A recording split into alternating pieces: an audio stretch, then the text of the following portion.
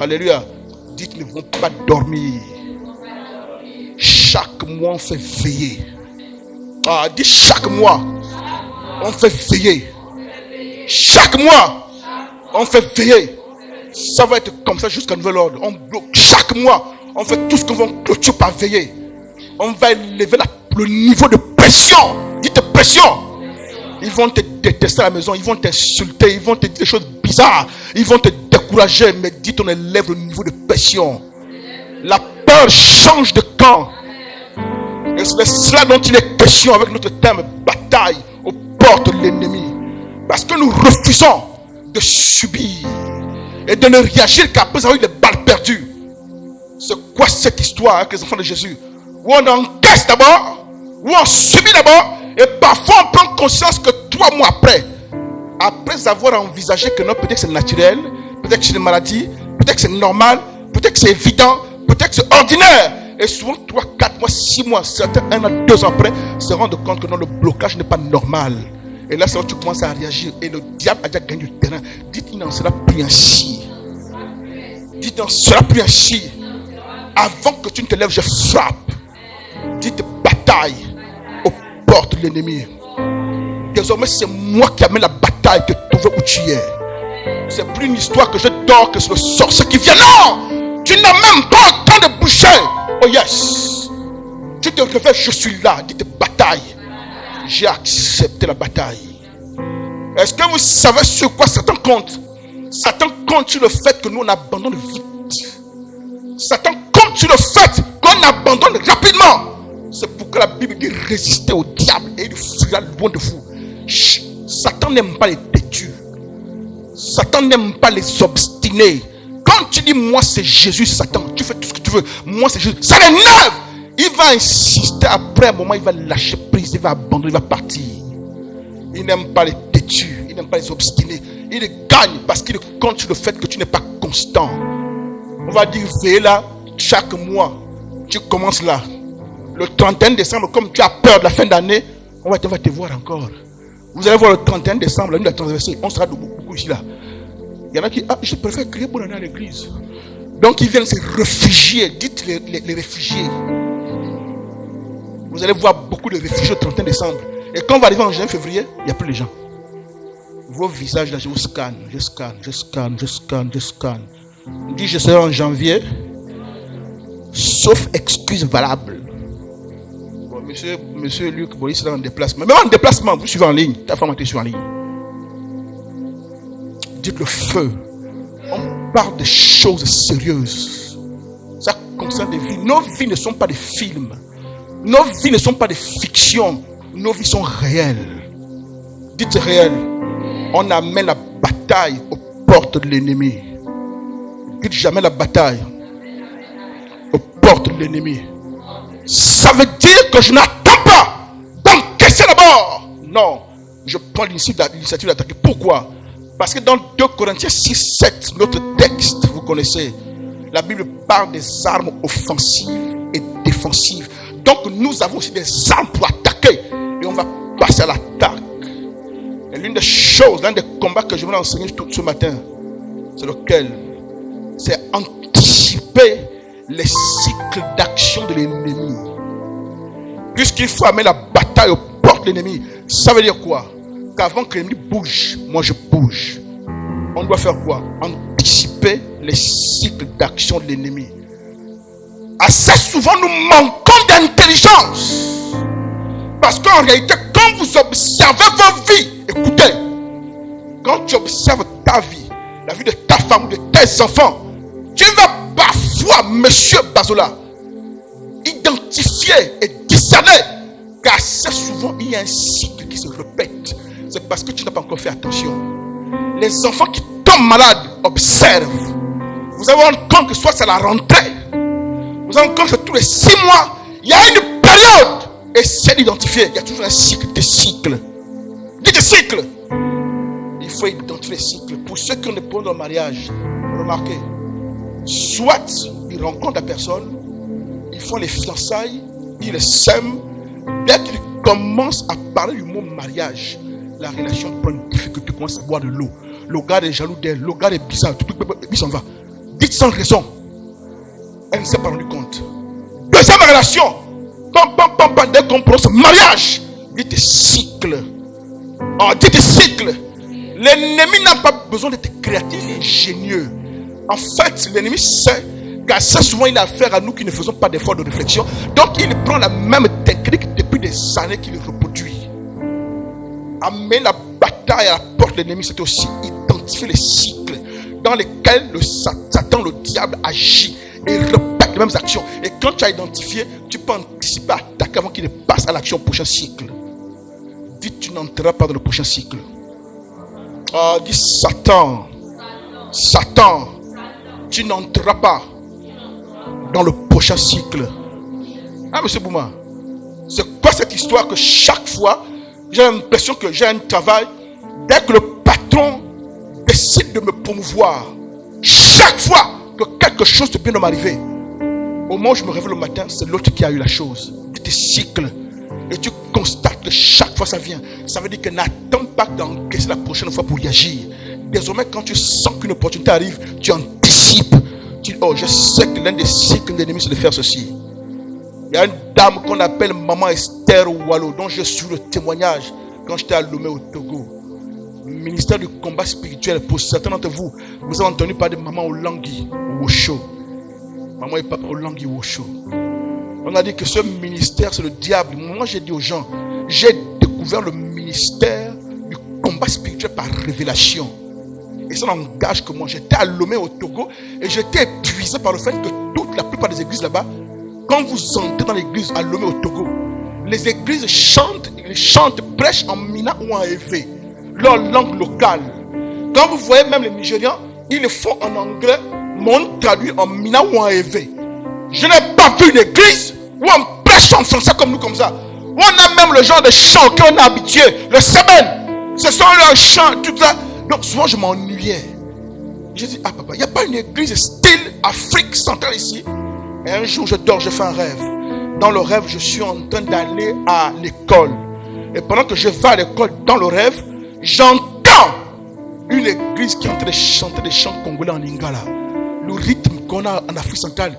Et dans le rêve, je m'étonne que, il y a une église comme ça ici. Et dans le rêve, je vais pister le son jusqu'à trouver l'église. Et je me suis retrouvé avec les frères congolais et tout ça. On est en train de danser. En fait, Dieu était déjà en train de me montrer. Il veut me mettre en contact avec un ministère. J'ai oublié le rêve. Et plus tard, j'étais chez une amie. À côté de là où il habitait, il y avait une salle où on faisait des séminaires. J'entends comme ça. Il m'a touché, yeah, yeah. Il m'a touché, yeah, yeah. Il m'a touché, Jésus. Il m'a touché. Baba, tu m'as touché. Alléluia. Les Congolais, dans un séminaire à côté. J'ai dit, ça c'est que l'église à Lomé où on chante, il m'a touché. C'était Blaise Kinkala, le grand chanteur du combat spirituel. Lui, il anime des conférences entières, il n'a pas de chœur. Il n'a que le piano, le seben, il chante lui-même. Toute la conférence, c'est lui qui a anime la conférence. J'ai dit, il faut que j'aille là-bas. Je suis sorti chez mon ami là. Je suis sorti, je suis parti, j'ai pisté. J'ai trouvé la salle, je suis rentré. Ce gars a chanté. Non, je me rappelle en tant qu'étudiant, j'avais 20 000 qui me restaient. J'étais tellement touché que je suis parti à la maison, j'ai pris les 20 000, j'ai fait l'offrande. J'avais jamais vu un type faire comme une conférence, il est seul, il n'y a pas de chœur. Il n'a que le piano avec le micro. Mais tu vois l'onction. Et durant cette conférence, il y a une femme qui a témoigné, qu'on appelle Maman Esther Wallo. Le témoignage qui a secoué l'Afrique de l'Ouest, l'Afrique et le Congo. Esther Wallo, une maman zaïroise. Chaque fois qu'elle rentrait dans le mariage, elle était aimée par quelqu'un. Elle était appréciée. Et dès qu'ils avancent, au moment où ils parlent de mariage, dès qu'on pense au mariage, tout ça en cacahuète. Elle n'a pas remarqué. Elle a eu 7 fiancés, je pense. Et les 7 sont partis de la même manière. Asseyez-vous un instant. Les choses qui ne tournent pas là. Regardez, en fait, il y a un cycle qui est caché derrière. Dites cycle. Dites, on amène la bataille aux portes de l'ennemi. On anticipe et on brise les cycles. Elle s'est rendue compte que chaque fois, c'était au moment où on parle de mariage. Elle a démarré un jeûne. Elle a jeûné pendant 3 jours. Dieu ne lui a rien dit. Elle a jeûné pendant 7 jours. Ils ont écrit un livre, le témoignage d'Esther Walou. Il y a un livre même. Si vous retrouvez sur le combat spirituel, prenez ce livre-là. Je vous dis, ce livre est terrible. Elle a jeûné 3 jours, rien, 7 jours. 7 jours de jeûne après. Elle a dit, bon Seigneur, je vais arrêter. Elle-même a décidé d'arrêter. Je suis au bout. Elle dit, quand elle a pris la nourriture, elle a mis dans la bouche, elle a senti comment ça revenait. Et l'esprit lui a dit, qui t'a dit de manger? La plupart d'entre nous, ça, quand tu commences le jeûne, tu bloques. Tu n'as même pas entendu l'esprit. Parfois, il ne veut pas que tu arrêtes. On dit que tant que je n'ai pas écouté, tant que je n'ai pas entendu, je n'arrête pas. Et l'esprit a dit, tu continues. L'esprit l'a mené comme ça. 3 semaines. Dites 3 semaines. Dites 3 semaines. Et dans les 3 semaines, finalement, Dieu se révèle à elle. Un jour, elle est en train de dormir. Dieu lui remonte son enfance. D'où vient le problème? Elle va se voir jeune fille et partir au village chez elle. Quand elle va arriver au village, son père va organiser pour qu'elle aille au village. Jeune fille, belle. Elles vont se laver à la rivière. En fait, cette année, on l'avait envoyée là-bas. Pourquoi? Parce qu'il y avait une entité dans la famille. Un serpent mystique. Et chaque génération, on choisit une femme qui devait les berger. Et c'est elle qui a été choisie pour héberger. Dieu t'a choisi pour héberger. Et c'est comme ça qu'elle est en train de se laver à la rivière. Donc, elle revoit la scène. Maintenant, dans le rêve, elle voit ce qui s'est passé spirituellement. Alors qu'elle est dans la rivière, elle voit un serpent qui vient et qui s'enroule, qui est rentré en elle. Elle disait que spirituellement, le serpent avait 110 mètres. Il avait pour mission d'empêcher de se marier. Et que si elle se marie, il devait bouffer tous les enfants qu'il devait avoir. 110 mètres. Et dans le rêve, Dieu lui a montré ça comme un fil. Elle regarde son ventre, elle voit un fil. Dieu lui commence à briser. Elle brise, elle tire. Un fil de 110 mètres. Quand la fille sort du rêve, elle a eu la victoire. Quelques jours après, le frère de son père qui vit au village a débarqué en vie chez elle. Il dit, ma fille, si tu ne veux plus garder autre chose, donne. Elle a fait comme si elle ne connaissait pas. Puisque tu m'as jamais dit que je garde quelque chose. Puisque le jour que vous avez pris mon ventre, comme la maison pour mettre ça, vous ne m'avez pas consulté. Donc elle a fait comme si elle était au courant. Elle dit, oh, tonton, tu parles de quoi? Ah! Oh. Parce que quand elle a tué le truc, là-bas, il ne le voyait plus. Il cherchait, il n'y avait plus. Elle dit, ma fille, si tu ne veux plus garder, donne notre truc. Elle a dit, ah, tonton, non, toi, tu es mon père. Et tu as accepté que ma vie souffre pour héberger une chose bizarre. Mais pas de chance pour toi, votre chose, Jésus a détruit, a tué. Elle a prêché, l'oncle accepte Jésus qui est plus fort. L'oncle a refusé parce qu'il veut être fidèle aux croyances, les traditions des ancêtres. Et quand l'oncle est rentré, quelque chose, il est mort. Dites, ils vont tous tomber. Donc, le problème, c'est que tu n'identifies pas les cycles. Il y a des cycles. Quand tu observes, ma fille, tu vois qu'il y a un cycle. Donc, observe bien. Le domaine qui t'embête, si c'est ton mariage, il y a un cycle. Est-ce que c'est chaque fois que je rencontre quelqu'un de bien? Est-ce que c'est quand tu commences à m'aimer? Est-ce que c'est quand on parle de mariage? Il y a toujours un cycle, des cycles. Et il y a toujours le même point où le cycle se répète. Si tu identifies, n'attends plus que ça se répète. Ah! Avant qu'il arrive, tu amènes la bataille aux portes de l'ennemi. J'envoie le feu. Parce que quand l'ennemi agit, il y a toujours des cycles. Dites des cycles. Et je vous le prouve dans la Bible. S'il vous plaît, restez concentrés. Luc chapitre 4, verset 13.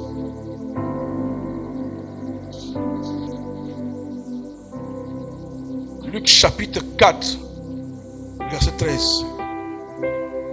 Tu peux t'asseoir, Jonathan.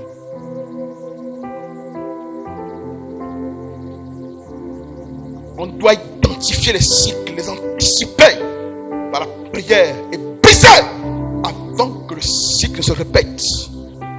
Parce que le diable agit par cycle. Pourquoi? Luc 4, 13. La Bible dit ceci. La Bible dit, après l'avoir tenté de toutes ses manières, le diable s'éloigna de lui jusqu'à un moment favorable. Dites moment favorable. Dites moment favorable. Le diable a tenté Jésus. Il n'a pas réussi à le battre. Et le texte L'épisode finit par une déclaration que quand le diable n'a pas pu, il a fait quoi? Il s'éloigne pour attendre un autre moment favorable. Ça veut dire que l'action du diable va se répéter. Il va revenir. Dites cycle. Luc chapitre 11 du verset 24 au verset 26. Je dois identifier tous les cycles qui ne me favorisent pas. Anticiper, les briser. Luc chapitre 11 du verset 24 au verset 26.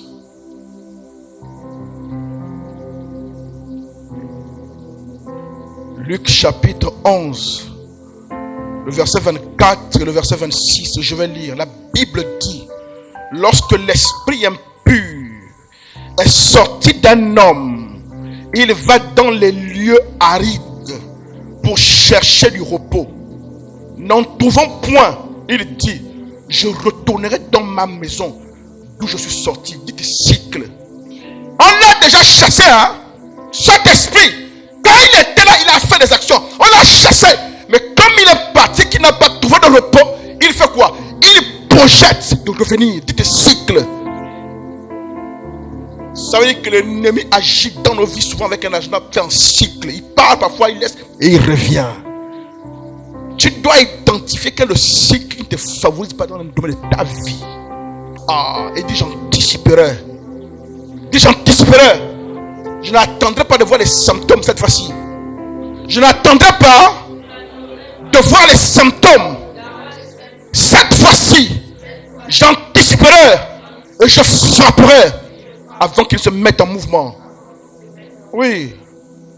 Et j'aimerais vous parler ce matin d'un cycle particulier que chacun d'entre nous connaissons. Le cycle de fin d'année. Chacun d'entre nous ici, pas besoin d'être spirituel, très spirituel. Pas besoin d'avoir bac plus 17 en théologie.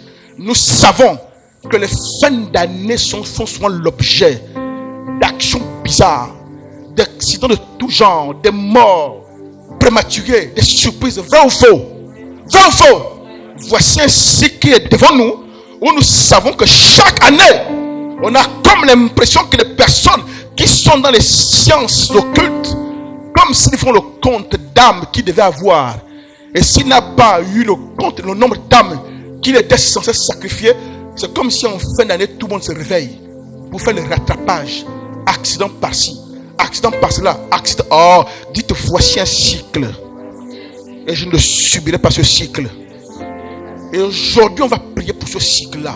Un cycle qui est sous nos yeux, qui frappe les enfants, qui frappe les papas, qui frappe les tantines, qui frappe même nos amis. Quelqu'un au boulot n'avait aucun problème, file. Tu apprends qu'il a fait un accident, il est mort. Pourquoi ça n'arrive qu'à la fin d'année? Il y a certains parfois qui réussissent à traverser l'année. Et vous apprenez que le 2-3 il est mort. Oh, dites cycle bizarre. Je vais l'anticiper pour moi. Et anticiper pour ma famille. Je n'attendrai pas que quelqu'un meure pour essayer de le ressusciter. Mais je défends ces événements. Oh, Berlin! J'ai dit surveiller tous ceux qui habitent à côté. Là, il pense à son drap, sa grosse couette, avec son ventilo. Dis ton est ici. Non, dis ton est ici. Faut écouter. Pas après pour m'appeler. Papa, tante est morte. Non! Personne ne mourra en cette fin d'année. Oh, dites personne ne mourra. Dites personne ne mourra. Ni ma femme, ni mon mari pour ceux qui ont des maris, ni mes enfants, ni personne dans ma famille.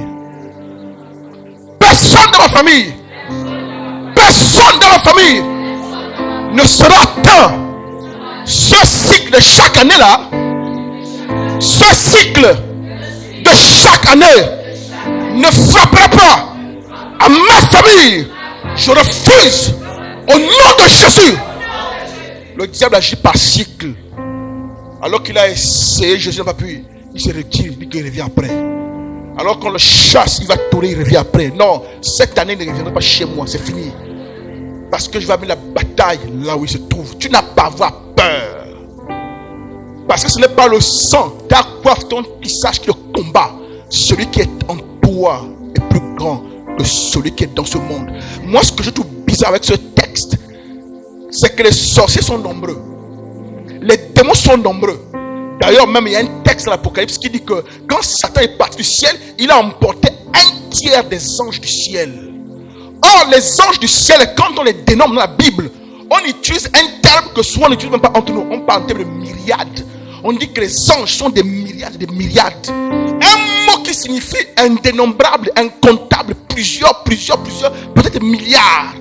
Mais dans ce grand nombre d'anges, si Satan a amené un tiers, ça veut dire que les démons sont nombreux. Dire qu'ils sont nombreux. Mais comment ils sont nombreux? Et ils opèrent sur terre. Mais la Bible dit que celui qui est en toi, elle ne dit pas qu'il est plus grand que ceux, au pluriel, qui sont dans le monde.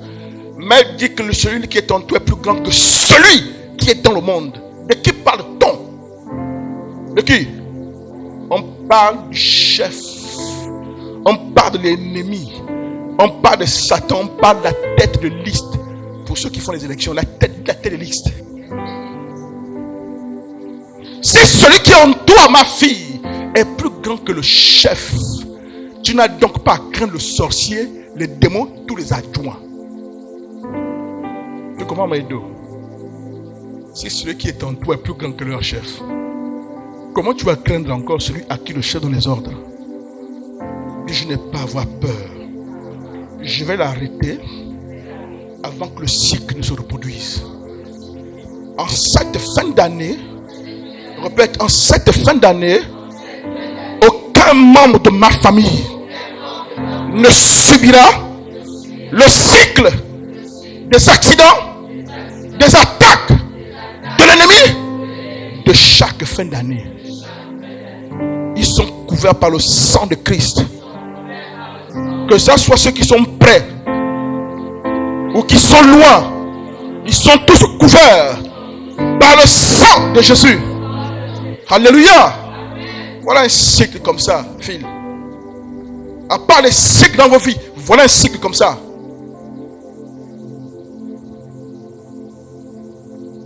Le cycle de fin d'année. Pourquoi?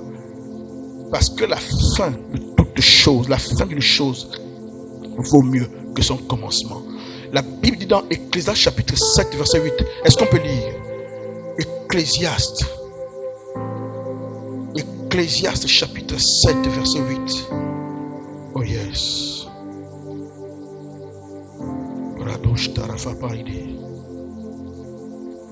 Ecclésiaste chapitre 7 le verset 8. Ah oui. Cette année ce cycle ne marchera pas. Je vais lire Ecclésiaste chapitre 7 verset 8. Je lis dans la version Louis II. La Bible dit: mieux vaut la fin d'une chose que son commencement. Mieux vaut la fin d'une chose que son commencement. Nous comprenons donc pourquoi la fin de l'année a une importance particulière pour eux. Parce qu'ils savent que dans une chose, la fin revêt une importance particulière. Dites particulière. Et désormais, cette fin va aussi avoir de l'importance pour nous, pour amener les batailles à ce niveau. Dites, on anticipe. Avant même d'avoir fait la veille du 31 décembre, M. Bazoula, on est là. En fin novembre, en train de faire la veille, on anticipe. Dites, on anticipe. Galates chapitre 3, verset 3. Ça fait partie des textes que mon épouse aime.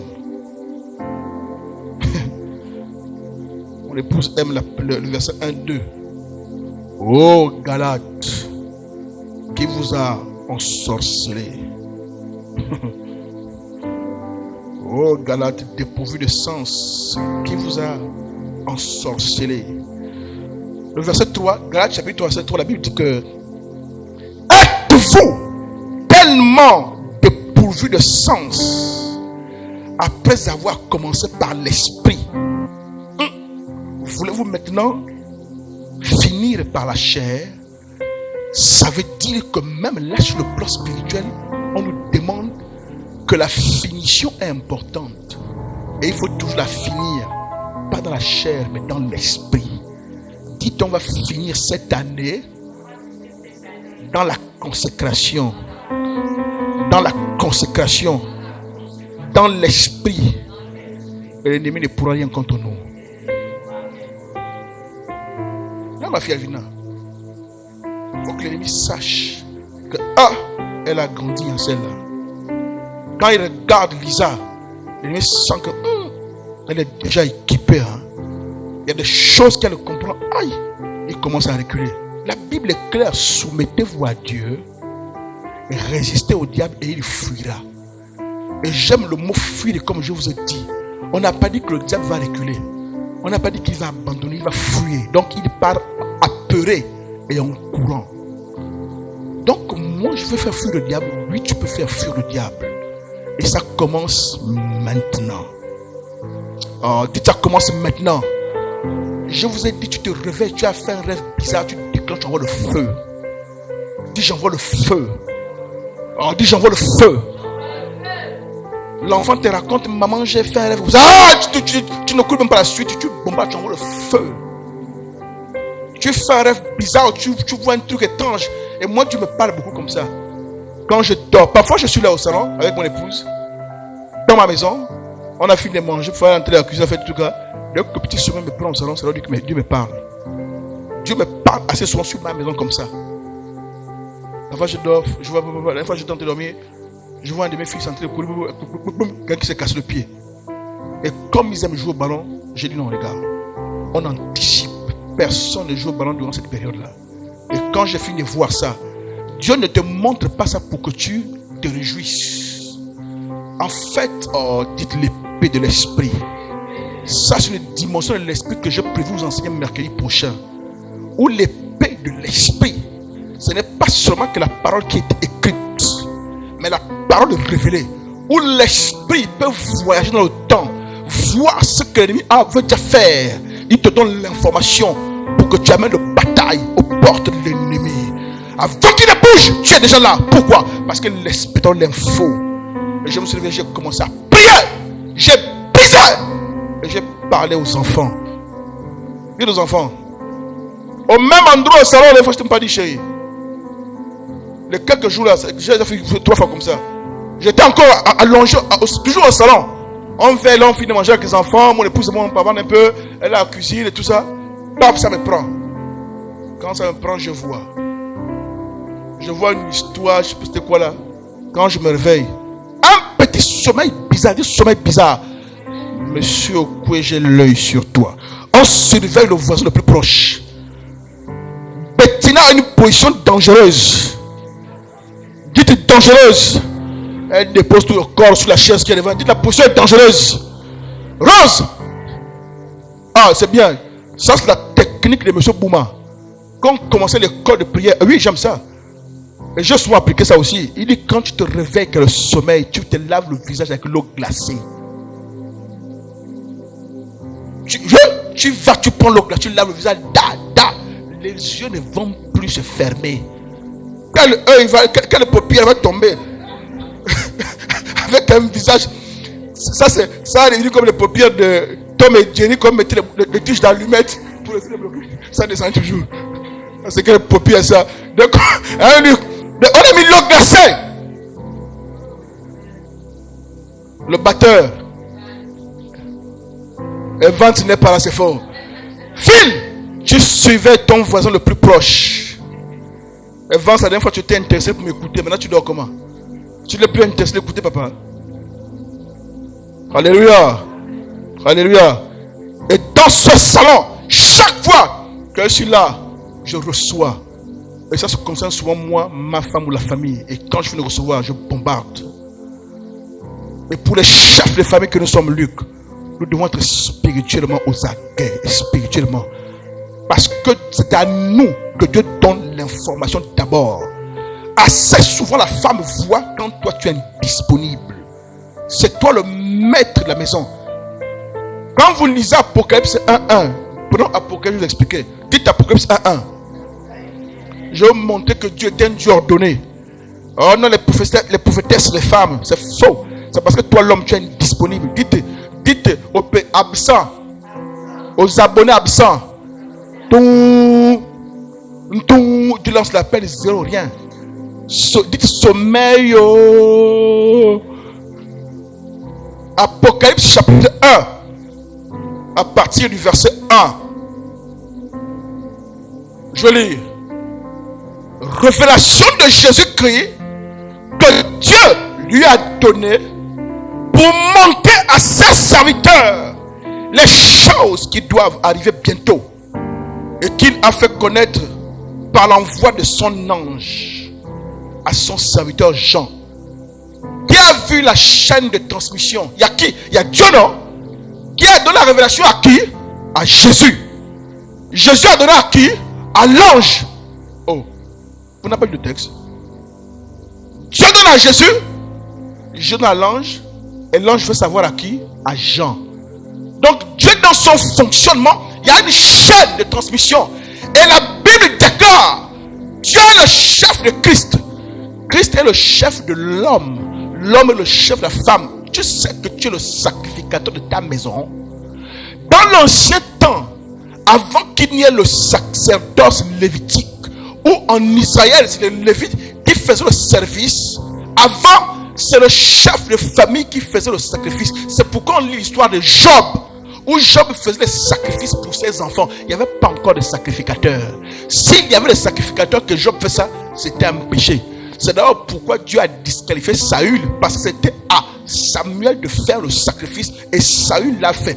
Si Job a fait, parce qu'à l'époque, le chef de famille est le responsable spirituel.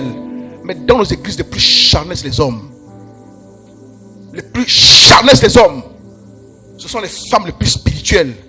Ce sont les femmes qui prient plus. Et c'est un danger. Et c'est pourquoi nos familles sont en danger. Parce que la femme n'a pas été conçue pour supporter un niveau de pression et un niveau d'affrontement. Tu l'as dit toi-même à ta femme. Que nous les hommes, on est quoi? On est stable. Vous pleurez facilement. Cette stabilité, papa, que tu nous as donné, hein, Luc? C'est pas pour mettre des pantalons. La stabilité que tu nous as donnée, c'est parce qu'il y a un niveau d'exposition aux affrontements que toi seul peux gérer. Il y a un niveau. Même quand tu vas à la chasse avec le chien, tu sais ce que le chien fait? Attaque, Milou, attaque. Le gars, il va quand c'est l'émission, il l'attrape. Quand le chien rencontre un chimpanzé, un gorille, ou il rencontre une panthère qui lui met un truc, bam. Quand le chien fait, waouh, quand il quitte là-bas, tu sais où il vient? Il vient se cacher tout derrière toi. Parce qu'il est convaincu que tu es plus fort que lui. Et c'est normal. Il y a un niveau d'affrontement que c'est l'homme. C'est pourquoi quand vous lisez le texte, je crois que c'est 1 Timothée 5:8 qui parle de la prière, que je veux que les hommes élèvent les mains. Regardez-moi ce texte-là. 1 Timothée 2:8 ou 5:8. Ça doit être 2:8. Que je veux que les hommes, pas avec grande tâche, élèvent des mains. La prière, c'est d'abord une affaire d'homme. Dites, je suis le sacrificateur de ma maison. Ah, monsieur Bazoua, tu es le sacrificateur de ta maison. S'il rentre, il frappe, c'est que tu n'as pas été à ton poste. Tu dois être capable, quand tu fermes, tu vois ce qu'il y a sur ta maison. Dis, je dois voir. Ah, monsieur Bouma, je dois voir ce qui arrive sur ma maison. Si tu ne vois pas encore, il y a trop d'obstacles à prier. Je me positionne, je vois et j'amène la bataille aux portes de l'ennemi. Oh yes.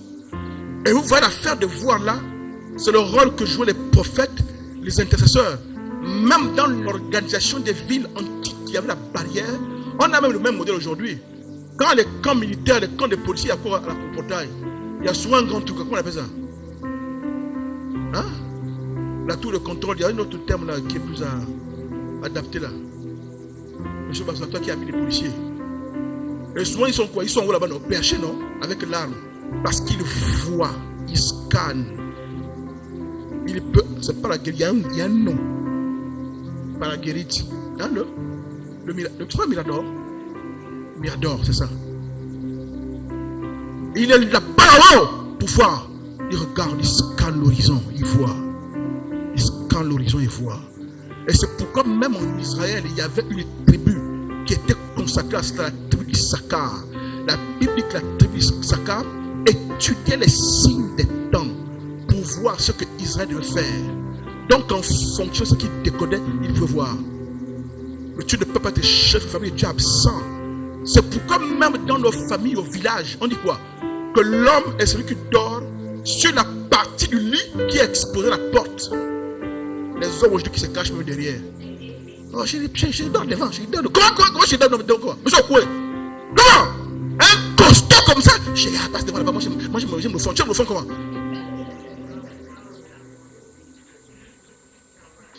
Va ouvrir le fond. J'aime le fond, je peux faire le fond. Quel fond? Le fond, pour aller faire le fond.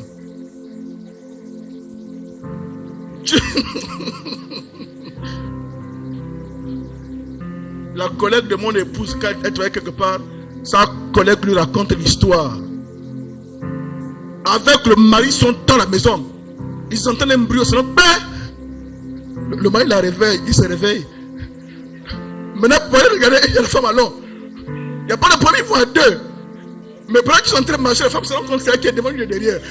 La femme dit oh. Mais comme elle est un peu grosse, elle dit oh. Il croit que le gros corps c'est la force. Hein?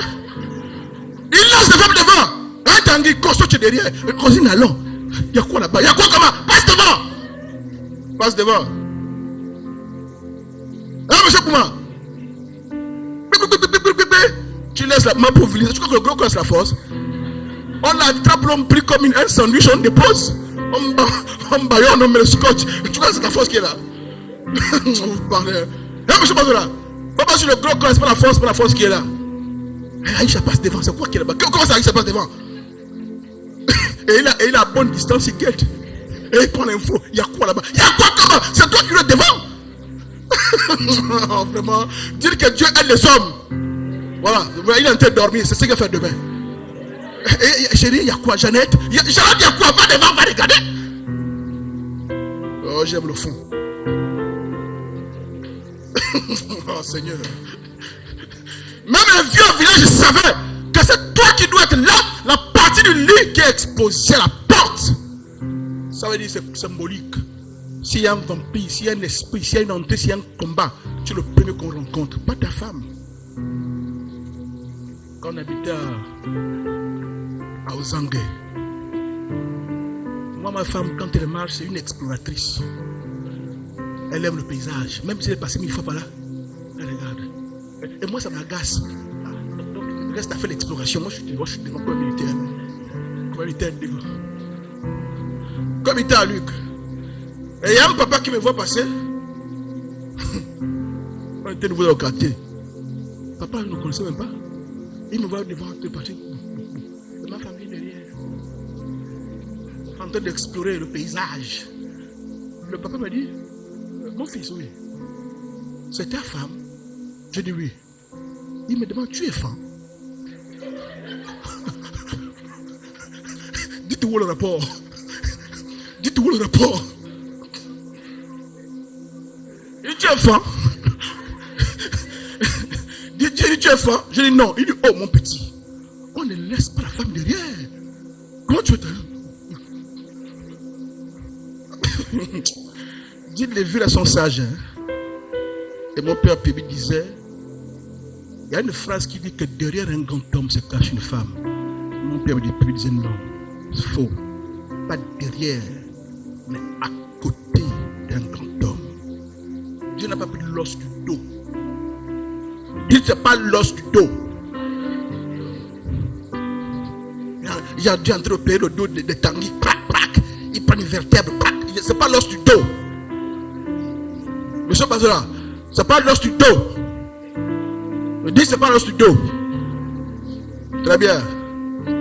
C'est pas le dos qu'on a pris. Ouais, chacun se cache. Tu me comptes tes voix. Non. C'est la côte. Expert. Il prend la côte. Il dit c'est à côté. Et ce qui m'étonne, c'est que quand il prend la côte, Dieu est sage. Il ne prend pas la côte du côté droit. Il prend la côte du côté des côtes qui protègent le cœur. Il est seul qui me protège. Mais pourquoi on n'écoute pas nos femmes?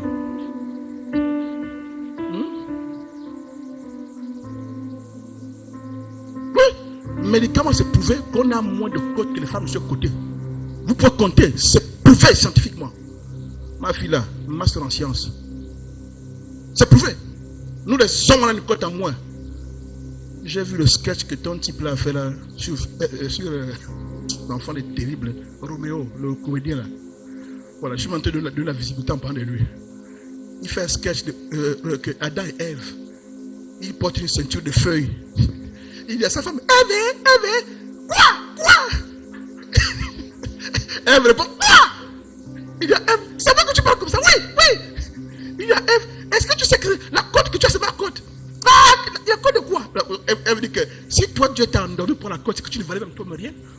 Oh, il dit, Ève, je prends ma côte. Et prends, il y a quoi? Oh. Les sketchs, moi je dis, toi tu as fait des sketchs toute la vie, tu as fini, tu peux pas prendre Adam et Ève pour les sketchs et te portes une ceinture de feuilles. Dites, c'est pas comme ça. Elle doit être sur le côté. Et elle protège. Et il faut écouter la femme, M. Bazola. Dieu a dit à Abraham, écoute Sarah, ta femme. Être la tête ne signifie pas que tu as toujours raison. Être la tête ne signifie pas que tu es plus intelligent. C'est une position que Dieu t'a donnée. Mais elle, ta femme, c'est qui te protège. C'est pourquoi la femme a un instinct que nous, on n'a pas. Une femme sent le danger dans la honte. Tu amènes un ami à la maison, elle le jauge. Hein, Aïcha? Elle ne regarde pas. Elle ne l'a jamais vu. Elle dit, ah chérie, le type est bizarre. Mais quoi, quel bizarre? On est un collègue de classe, on était ensemble. Tu vas argumenter ce qui t'a fait de bien. Oh, c'est un ami. Parce que nous les hommes, on aime les arguments. On est fonctionnel. La femme, elle sent. Tu veux faire un investissement? Elle dit, chérie, attends, non. Tu grondes. Mais tu ne sais pas. Et au moment où Dieu va dire à Abraham, écoute Sarah, c'est dans un contexte même que humainement, on a l'impression qu'il ne fallait pas qu'il écoute Sarah. Pourquoi? On peut dire que Sarah est jalouse. Dieu dit écoute Sarah parce que Sarah a dit à Abraham, l'enfant d'Agar que tu as fait avant là, chasse l'enfant. Elle dit bien, elle dit chasse l'enfant. Dis chasse. C'est pas où là où on dit que non, la femme là n'aime pas mes enfants, que j'ai fait un problème dans mon mariage. Sarah dit chasse. Arlette, j'étais à l'œil. Dis chasse. Mais il n'y a personne qui suivait Arlette. Comment elle était seule? On doit avoir un résident du fond. Non. Ta mission, tu regardes les deux. Tu regardes Berlin et tu regardes Arlette. Elles sont toutes les deux en lunettes. Elles sont en lunettes. Tu sais que quand tu es caché derrière les lunettes, on ne voit pas bien les yeux. Hein? Monsieur, moi dis quoi? La nuit dans la salle, vraiment. Et elle va dire chasse Ismaël sur ton enfant pour qu'il ne rite pas mon fils Isaac.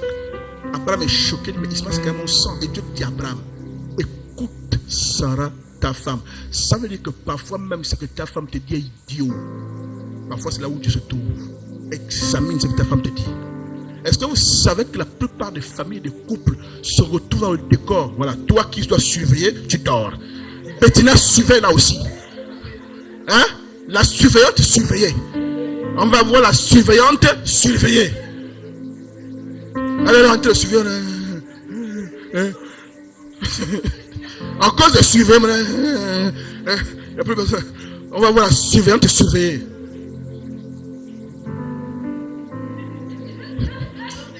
Tu es passé la journée avec un gros capitaine que tu n'as pas vu le bouillon que tu as mangé, mais tu viens de dormir la veille ici. Alléluia. Alléluia. Écoute ta femme.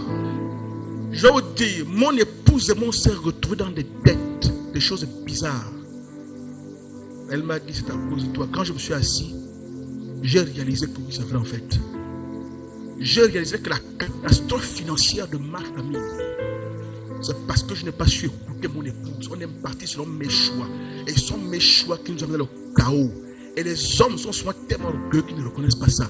La plupart d'entre nous, chefs de famille, là, les chaos financiers de nos familles, dans nos familles, c'est parce qu'on n'écoute pas nos femmes. Si on les écoutait un tout petit peu, ça sont les familles, papa parle. Ah, merci Seigneur, papa parle. Papa parle. Il y a certaines femmes, insiste. Bon, mais attention, hein. Pourquoi ma fille dit d'insister? Hein? Pourquoi ma fille dit d'insister? Il y a certaines femmes même qui disent, mais papa, tu parles même là pour rien. Est-ce qu'il écoute? Oh, j'entends amen. Oh, mais il faut qu'on fasse un séminaire de famille ici. Hein? Non, je vous dis. Ça veut dire qu'il y a des veillées ici qu'on va faire pour la famille seulement. Hein? On vient toujours de réunir, mais on parle de la famille.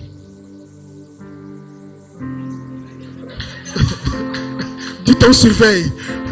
On pique l'ongle. Ce sont des moments comme ça qui vont faire qu'on va dire, ah, la veille là, vraiment. Alléluia. Chacun doit avoir sa cible, tu surveilles. Rose, elle est où? Dites, lavez le visage. La technique de M. Bouma. M. Bouma, il faut donner un glaçon, l'eau glacée pour qu'elle finisse le travail. On ne dort pas. Alléluia. Nous sommes dans un camp d'entraînement. Alléluia. Il faut qu'on écoute nos femmes. On doit écouter. Oh, elle est bête. Non, elle n'est pas bête. Il faut écouter. Elle n'a pas les arguments comme toi. Mais si tu te mets à sa place, tu vas comprendre que ce qu'elle dit est vrai. Elle n'a pas toujours raison, mais analyse bien. Monsieur Okwe, dites qu'on n'a pas écouté. Oh, le jugement des adultes s'en va. Elle a beaucoup supporté. Oh, est-ce qu'on parle quand même pour les codymes? Vraiment, les codymes. 5h25. Je voulais mettre que Luc Joseph soit là.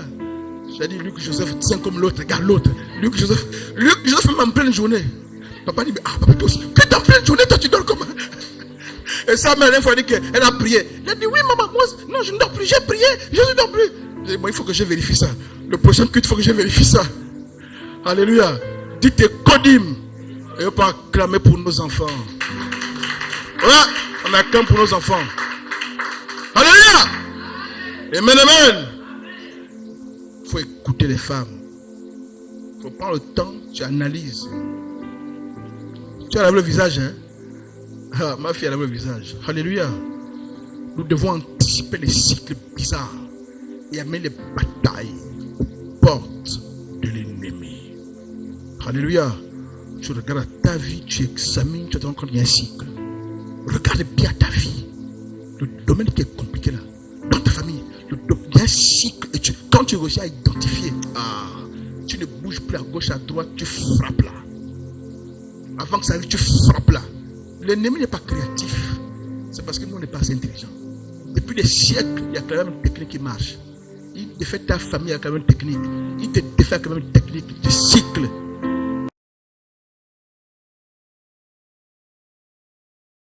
Alléluia. Seigneur, merci pour cette veillée. Merci pour tout, papa.